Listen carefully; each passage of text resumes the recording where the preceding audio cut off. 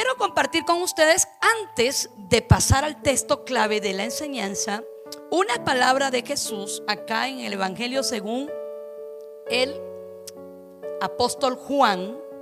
Quiero leerles el capítulo 5, o no leerles el capítulo 5, tocar algunos textos del capítulo 5. El verso 22 dice: el pan que da vida. Al día siguiente, la gente que estaba al otro lado del lago se enteró de que los discípulos se habían ido en la única barca que había quedado, y que de Jesús no se había ido con ellos. Otras barcas llegaron de la ciudad de Tiberias y se detuvieron cerca del lugar donde el Señor Jesús había dado gracias por el pan con que alimentó a la gente. Cuando la gente vio que ni Jesús ni sus discípulos venían en esas barcas, decidió ir a buscarlo. Entonces subió a las barcas y cruzó el lago en dirección a Cafarnaúm. La gente encontró a Jesús al otro lado del lago y le preguntó: Maestro, ¿cuándo llegaste?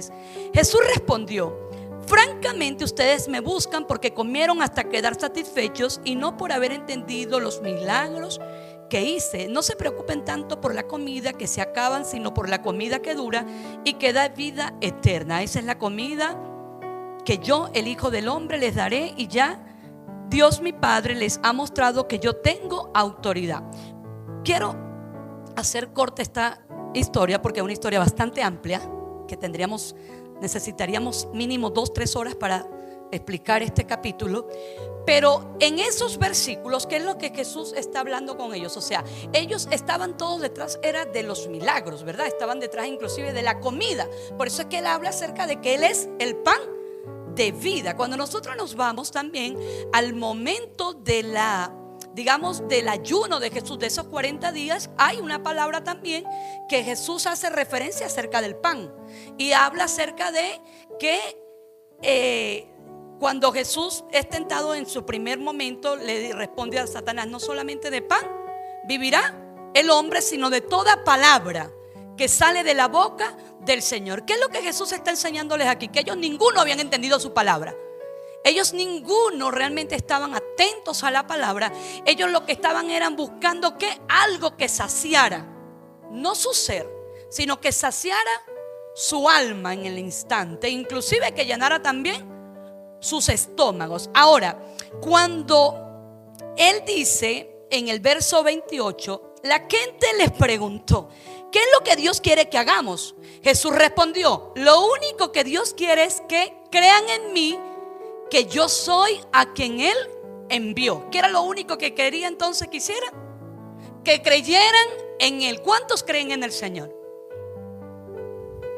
Ahora, ¿cuántos le creen al Señor? Acá hay cosas que son muy importantes nosotros aprender a separarlas, aprender a leer. Yo siempre le digo a los estudiantes, ellos me preguntan: profe, ¿qué cree usted que nos está haciendo falta? Después de que salen mal en una evaluación, ¿no? Yo le digo: ustedes tienen que aprender a leer. Cuando tú le hablas a un estudiante de un tercer semestre que tiene que aprender a leer, por supuesto, se escandalizan, ¿verdad que sí? ¿Qué quiere decir esta? Que nosotros no sabemos leer. Es que leer no es solamente leer, es analizar lo que estás leyendo. Vean, en el tiempo de ahora que le estoy hablando acerca de los estímulos que la gente busca es dopamina. ¿Cuántos de los que están acá escucharon alguna vez en su vida Nuestro Insólito Universo?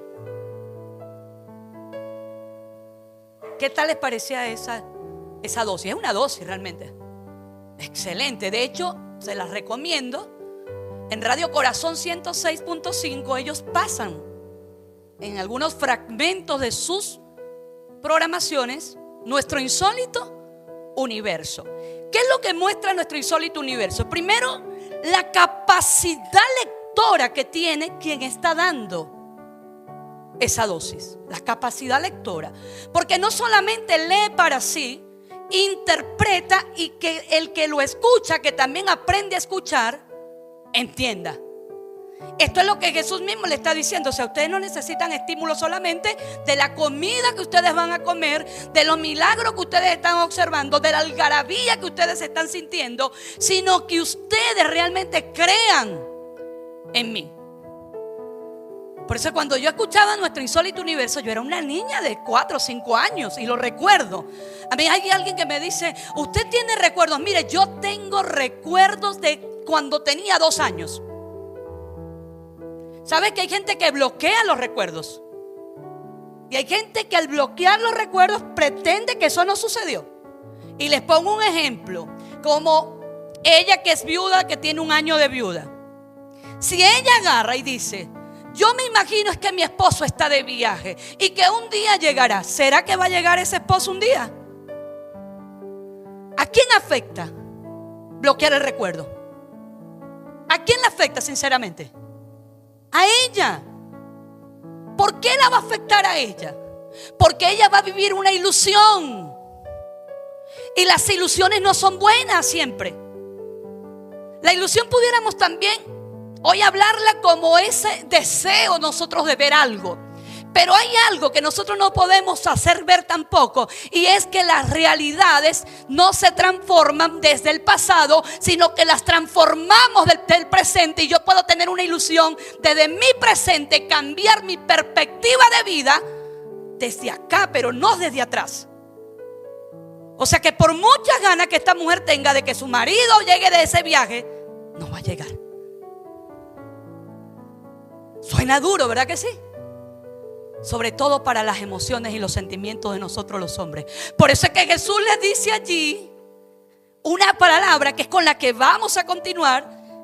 Cuando Él dice, entonces le preguntaron, ¿qué milagro harás para que creamos? Vean, todavía, o sea, Él les dice crean, pero Él dice, la gente lo que quería era ver cosas para creer. Entonces donde Él les responde, la gente sigue diciendo, danos una prueba. Nuestros antepasados comieron el maná en el desierto según la Biblia. El maná es pan del cielo. ¿Querían que les enviaran? ¿Qué es lo que querían que les enviaran? Diga, más comida, más pan, más cosas que se pueden ver, más cosas que ellos pudieran tocar, lo tangible. Pero es ahí donde Él contesta, les aseguro que no fue Moisés quien les dio el verdadero pan del cielo, sino Dios mi Padre. El pan que da vida es el que Dios ha enviado desde el cielo. Entonces la gente le dijo, Señor, danos siempre de ese pan. ¿Qué querían ellos? Digan, comida, lo que se podía tocar, lo que ellos podían comer. Ahora la respuesta de Jesús lo sacó de su cosmovisión. Él les responde, yo soy el pan que da vida. El que confía en mí nunca más volverá a tener hambre. El que cree en mí nunca más volverá a tener sed. Como les dije, ustedes todavía no creen en mí, a pesar de que han podido verme. Todo lo que mi Padre ha elegido para que sean mis seguidores vendrán a buscarme, y cuando vengan yo no los rechazaré. No bajé del cielo para hacer lo que yo quiera, sino para obedecer a Dios mi Padre, pues Él fue el que me envió. Y mi Padre quiere estar seguro de que no se perderá ninguno de lo que Él eligió para ser mis seguidores. Cuando llegue el fin del mundo, haré que mis seguidores que hayan muerto vuelvan a vivir, porque mi Padre quiere que todos los que me ven y creen en mí, que soy su hijo, tengan vida eterna. Por eso es que Él hace referencia de Él, que Él es el pan de la vida eterna. Y dice que aún los seguidores de Él que hayan muerto, el Padre los traería nuevamente a la vida. Entonces, ¿cuál es la esperanza de This Lady? No es que el marido se fue de viaje, es que está descansando, está durmiendo, porque ella cree realmente en la promesa de Jesús. ¿De qué? De que Él lo traerá nuevamente, pero para vida eterna. ¿Se ve la diferencia? Entonces ahí sí se puede tener paz. Ahí puedo decir, puedo tener paz, puedo tener gozo, puedo tener contentamiento. Y esa es la paz que el mundo no entiende. ¿Sabes qué? La gente siempre quiere vernos como en desesperanza. Liliana, cuando murió su mamá, ¿cómo esta mujer no está triste? Nadie conocía la tristeza que ella experimentó en su momento, pero ella tuvo que salir de un estado de ánimo para entrar ¿en qué? En la paz. ¿Cuál paz? ¿La que da este mundo? No, la que sobrepasa nuestro entendimiento humano. ¿De qué? De que su mamá resucitaría también para vida eterna. Porque Jesús dijo, yo soy el pan de vida eterna. Ahora, Después sigue diciendo, algunos judíos empezaron a hablar mal de Jesús porque había dicho que era el pan que bajó del cielo. Decían, ¿no es este el hijo de José? Nosotros conocemos a sus padres. ¿Cómo se atreve a decir que bajó del cielo? Vea, prefirieron desconocer quién era Jesús, sencillamente porque ellos querían solamente lo que ellos querían creer, no lo que necesitaban creer. Por eso es que Jesús dice, o sea, es que crean en mí. Mi Padre lo único que quieren es que ustedes crean en mí. Y Jesús le responde, dejen ya de murmurar. Dios mi Padre me envió, y si mi Padre no lo quiere, nadie puede ser mi seguidor. Y cuando llegue el fin, yo haré que mis seguidores vuelvan a vivir para que estén con Dios para siempre. En uno de los libros de los profetas se dice, Dios enseñará a todos. Por eso todos los que escuchan a mi Padre y aprenden de Él, se convirtieron en mis seguidores. Ahora, empezaron a irse, los judíos comenzaron a discutir, todos se alejaron. Vino uno de los discípulos, le dijo, maestro, mira, la gente se está yendo. Estas palabras que tú dices son muy duras. Maestro, la gente no está de acuerdo con lo que tú estás diciendo. ¿Y cuál fue la respuesta de Jesús? Si ustedes quieren irse, pueden irse también.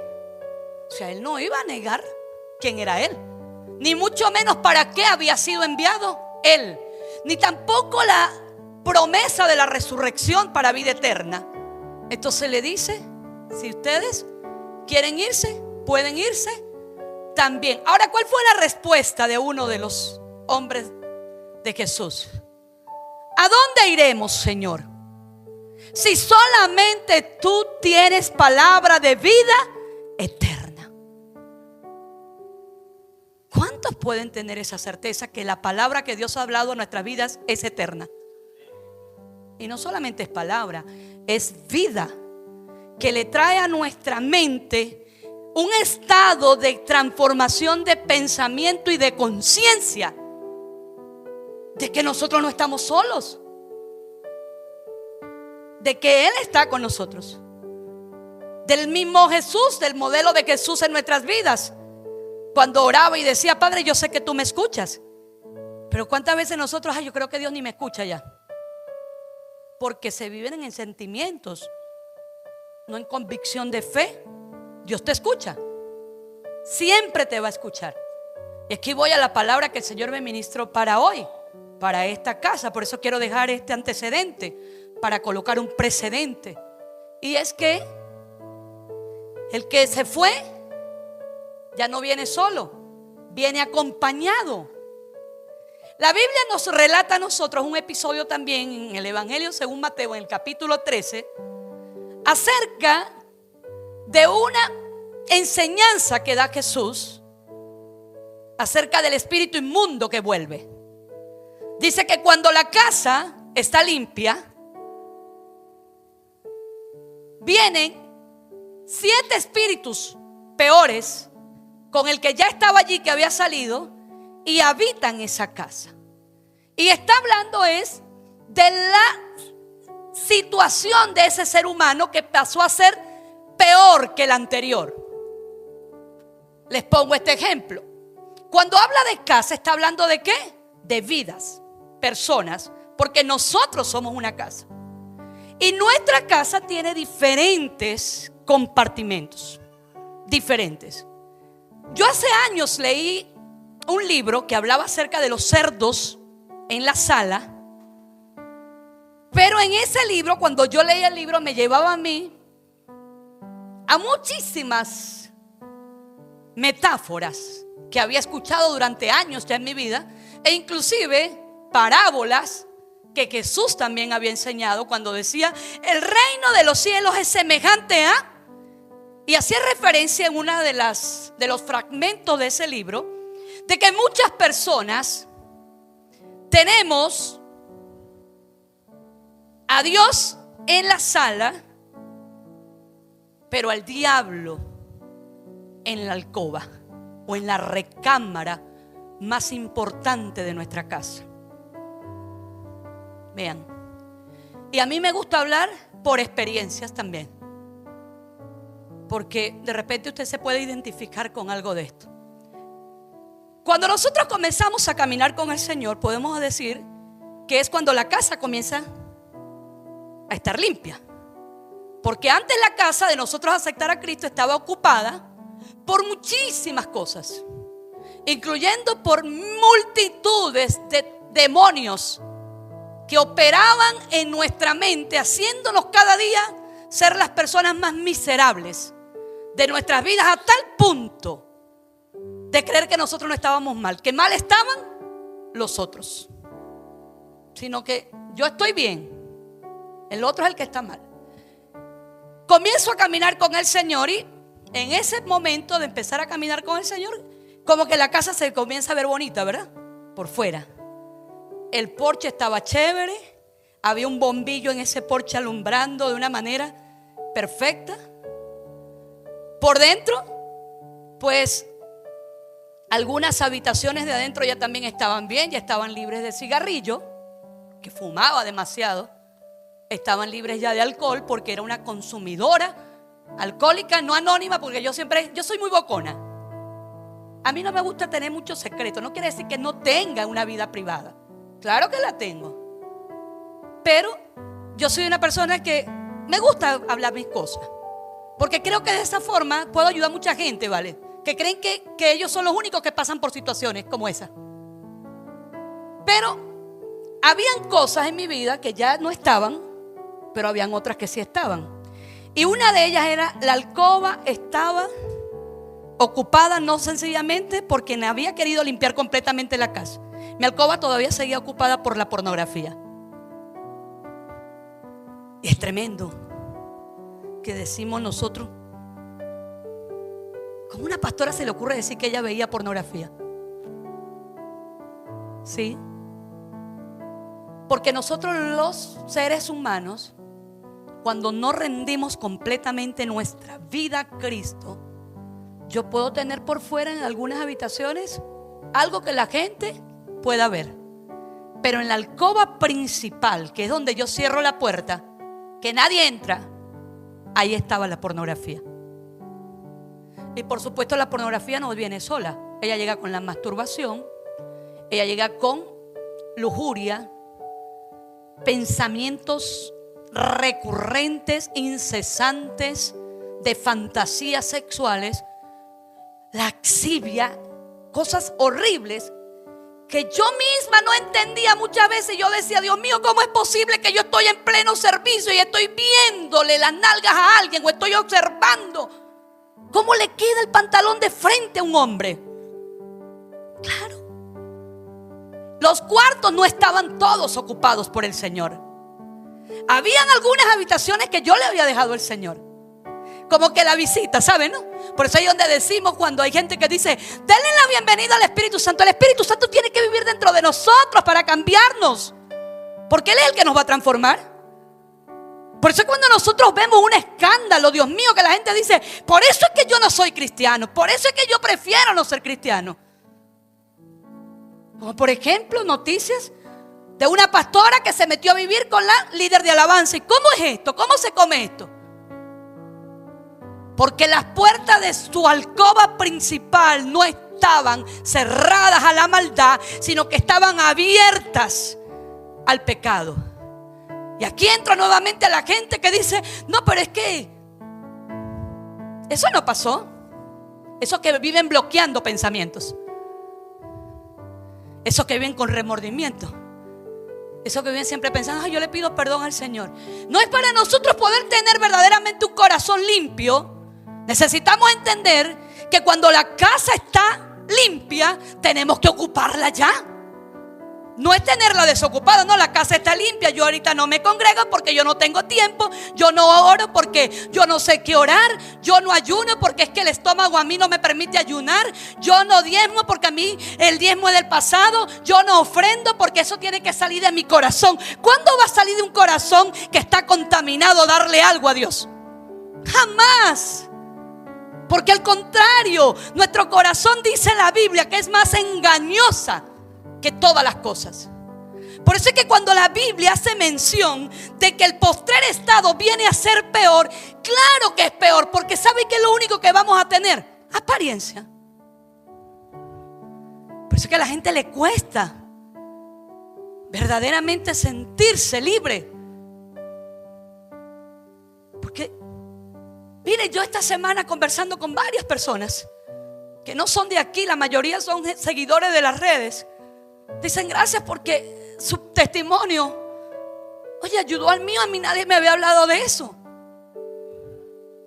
Porque tenemos la casa por fuera bonita, porque nos estamos autoengañando. Mire, después que yo entendí por el Espíritu, porque esto no se entiende por la carne, que esa alcoba principal donde estaba la pornografía, la única persona que la podía sacar era yo misma. Con un arrepentimiento genuino, el Señor entró a ocupar ese lugar. Y vienen pensamientos, porque eso es lo que hacen esos espíritus. Ellos van y vuelven. ¿Y están qué? Dando vueltas todo el tiempo, buscando una habitación vacía. Ah, por aquí está esta habitación vacía. De repente no es la pornografía, porque no es la habitación principal donde usted se encierra, pero es la sala de tu casa. Los chismes, las críticas. ¿Dónde más se hablan de las demás personas? En las salas de la casa. Difícilmente los padres hablan de alguien en el cuarto. Siempre lo hacen en público.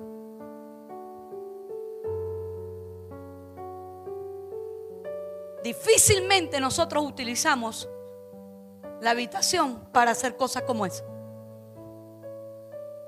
Y también puede ser ocupado por novelas. Novela. La palabra misma la dice, no vela. Y nosotros nos encontramos en nuestras vidas que estamos insatisfechos con la pareja que tenemos, porque queremos al actor de la novela. Y sin darte cuenta, ese espíritu que llegó a ocupar esa habitación es lo que se conoce como adulterio. Porque Jesús lo habla claro. Adulterar no es solamente un acto sexual. Dice que el hombre mirando a una mujer y la codicia, y aquí entra también la mujer mirando a un hombre y lo codicia y lo siente ya en su pensamiento, el tal ya ha adulterado. ¿Por qué? Porque esa casa estaba, o esa habitación estaba vacía. Y ahí es donde nosotros decimos, es que yo no entiendo por qué yo no cambio, o no entiendo por qué yo todavía sigo con estos pensamientos. ¿Quién está ocupando esa habitación? Mire, hace años me invitaron a predicar y no me volvieron a invitar más a un lugar donde yo no quise predicar en portugués, aunque medio hablo el portugués. Pero yo le pedí a un predicador de allí, de la ciudad, que entendía el portugués, el español, perdón, y lo tradujera al español, me tradujera. Y estoy hablando de un tema muy similar a esto. Y cuando yo hablé de masturbación, no, yo no puedo decir eso. Y yo, ¿por qué no? No, eso es impuro. Porque ese es el problema, que hemos llamado santo a los espacios, el lugar santísimo, el altar, cuando la casa y el altar somos nosotros. Entonces nos podemos creer, pretender mantener puros aquí en estos locales. Pero ¿y cómo está nuestro altar encendido para el Señor, que es nuestra mente? ¿Cómo está nuestro corazón de verdad con el Señor? ¿Quién gobierna nuestra vida? Mire, en la visión del Apocalipsis hay una demanda a una iglesia que le había cerrado las puertas al Señor ya. Y predicaban del Señor, oraban, ofrendaban y hacían todo lo propio de una iglesia. Pero el Señor le dijo: he aquí que yo estoy a la puerta y toco o llamo. Y si alguno oye mi voz y abre la puerta, yo entraré y cenaré con él y él conmigo. Imagínense que el Señor le haya tenido que decir a la iglesia que lo habían dejado por fuera. Nosotros podemos tener a Dios por fuera. Por eso es que Jesús dijo que lo que el Padre quiere es que le crean a Él, porque Él es el pan de vida. Mire, y en esa casa donde Dios es realmente rey, en esta casa donde Dios realmente gobierna, no hay lugar para la duda. No hay lugar para el temor. ¿Por qué cree usted que la mayor parte de los cristianos ahorita están viviendo tiempos de ansiedad, de depresión, de trastornos de una cosa y de otra? La falta de fe en el Señor. Y lo digo porque eso yo lo experimenté en mi vida. Incluso andaba, ¿qué hice? ¿Qué no hice? ¿Qué tal cosa? Puerticas, rendiquitas que uno deja abiertas, por donde fácilmente se cuela esos espíritus peores que vienen a hacer de nuestra vida, ¿qué? Ruina. Que traen a nuestras vidas desórdenes, que traen a nuestras vidas sentimientos de culpa, porque eso es lo que hace Satanás en nuestras vidas. Mantenernos anclados a la culpa, al orgullo, a la soberbia. Mantenernos anclados más bien a una mentira. Por eso es que dice la Biblia: y conoceréis la verdad y la verdad te hará ¿qué? Verdaderamente, no dice libre, verdaderamente libre. Verdaderamente libre, y tiene que ver con verdad. No es solamente conocerla, es vivir en la verdad. Es practicar la verdad en nuestras vidas como un estilo de vida. Porque en una sociedad de estímulos, la gente, ¿qué es lo primero que hace? Mentir para no quedar mal. Mentir para no quedar mal. Mire cuántas veces yo me encontraba en eso y decía: Dios mío, tengo la vida vacía. Cuando entiendes eso, hermana Mabel, ¿por qué usted no vino hoy? Nos correspondía hacer tal cosa y usted no. Pastor, si le contara, iba saliendo justamente en ese momento y me dio un dolor de estómago y me tuve que regresar. Mentira. Era mentira. Yo me regresaba porque sencillamente ni siquiera había salido. Ay, no, ya se hizo tarde. Ay, no, qué fastidio. Ay, no. Esa era mi vida. Hermano, íbamos a ayunar todos. Mientras los hermanos estaban orando porque estaban ayunando, yo estaba comiendo en mi casa. Y cuando decía vamos a entregar el ayuno, yo era la primera que me aparecía para entregar el ayuno que no había hecho. El ayuno que yo no había hecho. Pero yo prefería mantener, ¿sabe? La apariencia de piedad. Esa mujer, ¿sabe, no? Muy espiritual. Esa mujer que infalible casi. Y el infalible es el Espíritu Santo. Mentiras. Entonces esos espíritus estaban allí porque yo tenía espacios vacíos. Talentosa además. Hasta que entendí que Dios no busca talentos, busca fidelidad. Porque los talentos los dio fue Dios. Dios no busca gente talentosa. Dios busca gente fiel. Dios capacita a los escogidos. Dios busca gente que se arrepienta verdaderamente y se aparte del pecado para hacerlos prosperar. ¿Usted cree que Dios no nos quiere hacer prosperar? Gente que no prospera en su alma. Viven con esos sentimientos de culpa. Y es donde tú escuchas a los padres. ¿Qué yo hice? ¿Será que no fui buena madre? ¿Y será que esto? ¿Y será que aquello? Siempre buscando un culpable dentro de quién. Porque eso es lo que va a hacer el diablo, hacernos sentir culpables todo el tiempo. Y cuando una persona se siente culpable, mire, difícilmente levanta la cabeza. Si hay algo que nosotros necesitamos aprender es que el Señor quitó toda culpa de nosotros. Pero tenemos que aprender a valorar el sacrificio de la cruz. Ayer veía con mi esposo hermosísimo, de verdad me gustó mucho como lo editaron. Todo el sacrificio de Jesús.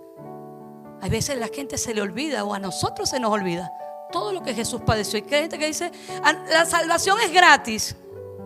¿Será que no costó nada? Usted sabe lo que le costó a nuestro maestro bajar de su trono, dejar su lugar de hijo y venir a la tierra y vivir entre los hombres y padecer como los hombres y sufrir persecución. Y lo estamos leyendo ahorita. No es este el hijo de José. O sea, después que el hombre le hace los milagros, después que, pero no le gustó que dijo, crean en mí, porque yo soy el pan de vida. Bájanos maná del cielo. Y eso, hasta ahí hemos llegado como casa. Queremos milagros, queremos manifestaciones, queremos solamente los dones, queremos los talentos, pero no queremos verdaderamente entregarle al Señor la vida que Él nos dio, porque un día se nos pedirá cuenta. Y esto es lo más tremendo: secretos con Dios no podemos tener. Y yo quiero cerrar con esto, y esto yo sé que los va a escandalizar, pero usted y yo tenemos años escandalizando a nuestro Dios. Pero es que Jesús les dijo eso. Yo podía cerrar la Biblia orando, cerraba la Biblia y después iba y prendía y buscaba un canal pornográfico, sin temor de Dios, sin deseo verdaderamente de agradar el corazón de Dios. Y después de hacer las porquerías que hacía, sentir como que, ay Señor, ¿por qué no me quieres usar? Dios usa vasos limpios.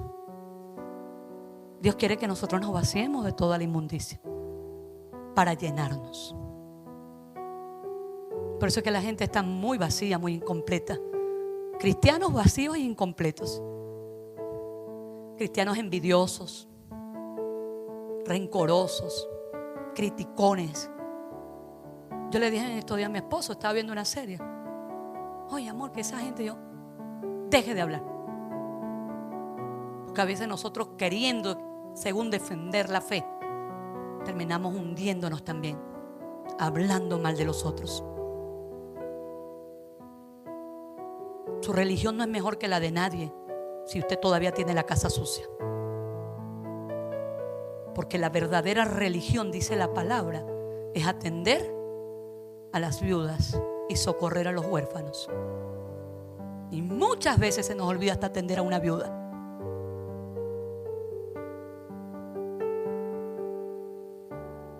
Por eso es que es importante examinarnos nosotros mismos.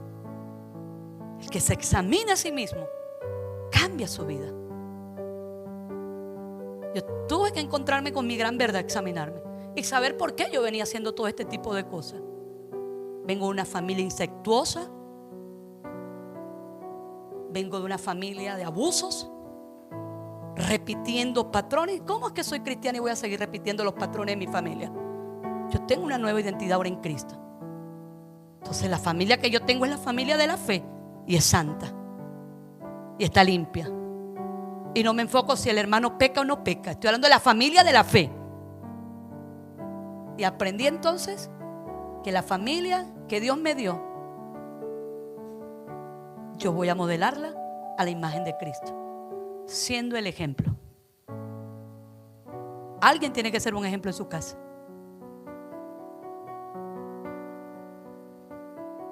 Alguien tiene que levantarse en su familia y decir: hijo, yo hice esto, esto y esto, pero el Señor sanó esto. Porque hay que poder en la palabra.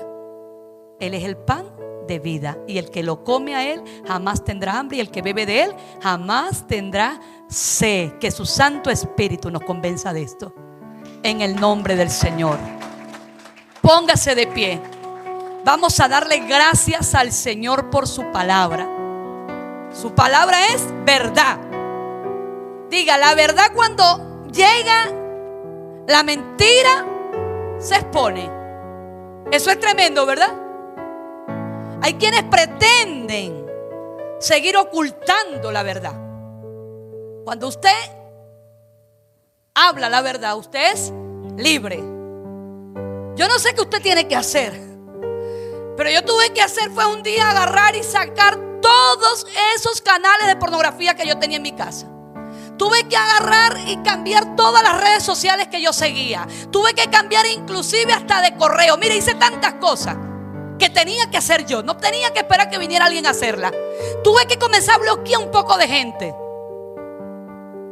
Porque es tremendo. Cuando una persona es viciosa, la pueden mandar a la China, a la familia, para que no cometa más lo que hacía según en su barrio. Y llegó allá y se consiguió los mismos viciosos. Porque son los espíritus peores que se atraen y llegan otra vez donde tú estás. Mire, llegan donde usted está. Nunca me olvido de una sola amiga que yo tenía en aquel entonces. Ahorita tengo muy buenas amigas. Creo en el poder de la amistad. Amo la amistad. Hay gente que te dice, uno no tiene amigos. Sí tenemos amigos. Lo que no sabíamos era conservar un buen amigo. Pero era la única que tenía. Era una carajita de 14 años y me llevaba para la discoteca, me metía escondida, me vendía prácticamente. Eso hacía esa amiga conmigo. Y cada vez que mi mamá me reclamaba, yo, ay mamá, que tú sí eres metida, que tú esto y que tú aquello. Pero una vez entrando Jesús a mi corazón, mire, lo primero que Dios hizo en mi vida fue sacar esa amistad. Pero yo tuve que apartarme. Porque hay lugares donde no debo estar. Hay gente a la que no tengo que escuchar. Y esto no se trata de dejar de amar. Es aprender a elegir. Por eso cada vez que yo digo aquí en la iglesia que Dios no te da marido, tú lo escoges, es una verdad. ¿Cuántos aquí eligieron a los papás que tienen? Ninguno. ¿Cuántos eligieron a los hermanos que les tocó? Ninguno. ¿Cuántos eligieron a los primos? O sea que lo único que sí podemos elegir es ¿qué? A la pareja. ¿O quién se le eligió a usted? A menos que usted sea un musulmán que se la impusieron. Pero si usted eligió a su pareja, quiere decir que usted fue el que tomó la decisión. Y buena o mala, las consecuencias son nuestras. Por eso a los que están solteros todavía siempre se los digo: elija con discernimiento. Elija con discernimiento. A los que somos cristianos, elijamos también con discernimiento. ¿Con quién nos rodeamos? ¿A quién escuchamos? ¿Qué hacemos? Porque hay lugares que usted y yo tenemos que aprender a ocupar. Y dejemos de vivir de estímulos, de la gente que nos hace reír nada más y nos hacen sentir bien en un momento. Pues lamentablemente en eso hemos pasado nuestra vida también. Porque me agrada Por eso es que el proverbista, cuando usted lee los proverbios, dice que el que ama la sabiduría es feliz.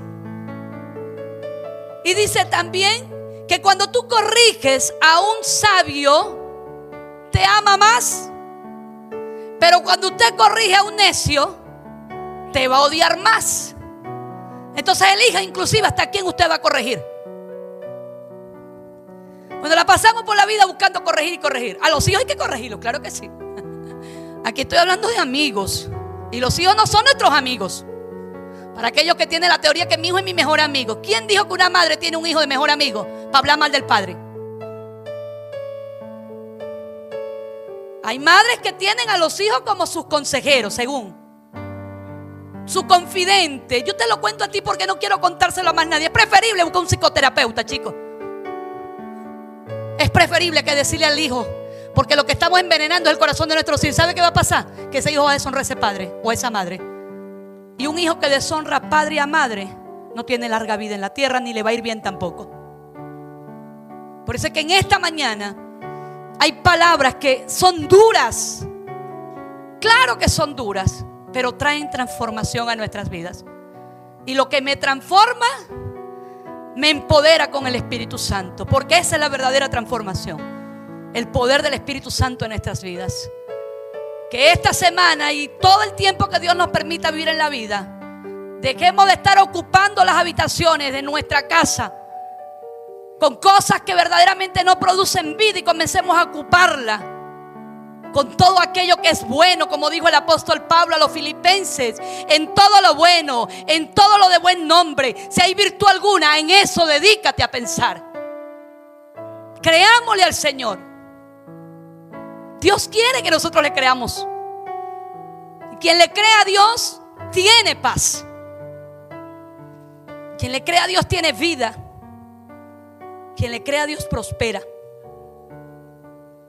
Esta semana es una semana de retos, de desafíos para nosotros. Porque vamos a tener que empezar a desalojar. Así como cuando limpiamos la casa. Yo no sé si les pasa, a mí me pasa. Cuando yo limpio la casa y comienzo a sacar y a sacar todo y a sacar todo, y después que termino de sacar todo y limpio y dejo todo olorosito, me siento solamente a contemplar todo el orden que llegó a la casa. Pero eso después hay que volverlo a hacer, porque si no nos descuidamos, no, ya está todo limpiecito. Hace unos días puse a Isaac a ayudarme a recoger. Isaac recoja todos sus juguetes. Y cuando voy al cuarto, todo está recogido, todo está bonito. Y cuando voy al cuarto, que voy a abrir la gaveta mía, donde yo tengo mi ropa interior, estaban todos los juguetes de Isaac guardados. A veces hacemos así nosotros. Ay, cuando el hermano llega, guarda, cállate, no grites, no pelees. Mire, yo me acuerdo a veces que iba el pastor a visitarnos a la casa. Este hombre y yo estábamos matándonos, hermano. Matándonos, no literal, era verdad, insultándonos, maldiciéndonos los dos. Por la Biblia, imagínense. Me decía, amor, tú tienes que someterte, porque tú, si yo no me pongo las pilas, chica, tú pasas por encima de mí, porque yo tengo que ponerme los pantalones. Y yo decía, sí, pues sujétese usted a Cristo primero. Y así le hablaba. Horrible. Y cuando llegaba el pastor, mire, eso era una cosa como que era mágica. Aparecía el pastor y desaparecía la discusión. Se iba el pastor y seguíamos. ¿Hasta qué? Hasta que aprendimos que esa casa estaba en desorden. Y yo dije, no quiero vivir esta vida. ¿Para qué? Y cuesta fingir, se los digo por experiencia. Miren, nos cuesta mucho fingir que estamos alegres, que estamos felices. Nos cuesta. Mi esposo peor, porque él nunca disimuló ese rostro de él, es tremendo. En estos días veníamos en la camioneta y él me venía contando una experiencia. Y él es el que habla y él personifica el personaje. Y venía pegando gritos que lo que había pasado. Y yo, amor, la gente pensará que tú me estás insultando a mí. Así, cuando yo peleaba con él, no era que llegaba y se ponía contento. La gente tenía que saber todo lo que él vivía. Yo sí era buena para fingir, decía yo. Yo, listo, me lavo la cara y no pasó nada. No pasó nada. Pasó y mucho. Porque los espíritus peores vienen a hacernos que nuestro postrer estado sea peor del que teníamos. Y ahí es donde vivimos con sentimientos de culpa. Y Dios nos llamó a vivir en libertad, no en vergüenza.